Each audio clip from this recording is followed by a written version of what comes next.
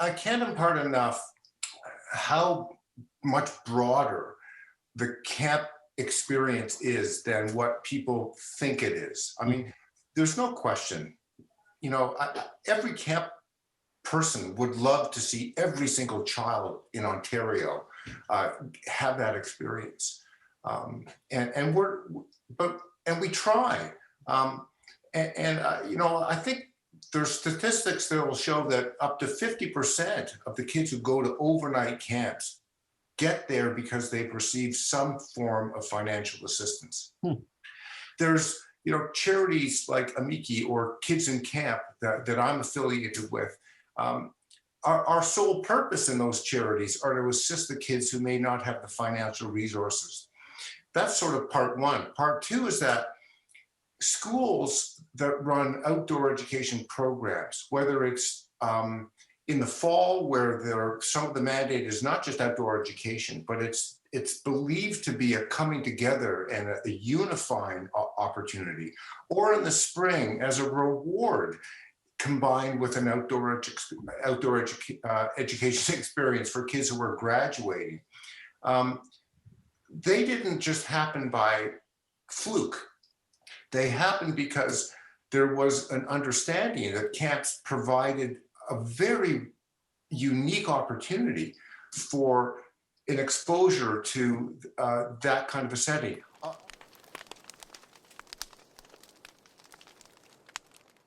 I think we're building a plan on the backbone of the Ontario Camps Association integrity and comprehensive set of standards. There's more than 600 that all of us have to adhere to. And that's how we operate our camps, with a strong sense of community responsibility and safety.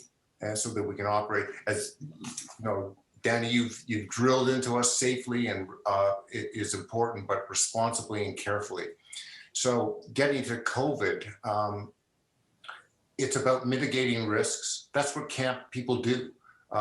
We very carefully risk manage, which is weighing the real potential risks of camp relative to the benefits. So practically speaking, we want to be able to drive down to the lowest possible extent possible the risk of COVID entering camps. So that includes a testing program, and it includes a pre-camp test, and another test as soon upon arrival as science dictates, so that we cover that umbrella of potential viral load. Won't get into those details. The kids will be in cohorts or households, and those households will operate as their own little orbits, keeping physically distanced from others. Where they can't be physically distanced to a satisfactory level, they'll wear masks.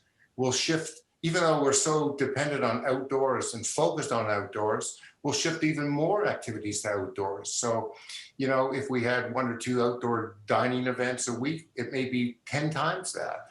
We'll have outdoor plays, not indoor plays. We won't be able to stand up, we don't think, maybe it'll change, but we won't start off camp certainly standing up on our benches and yelling and screaming and cheering. We're going to have to take that outdoors.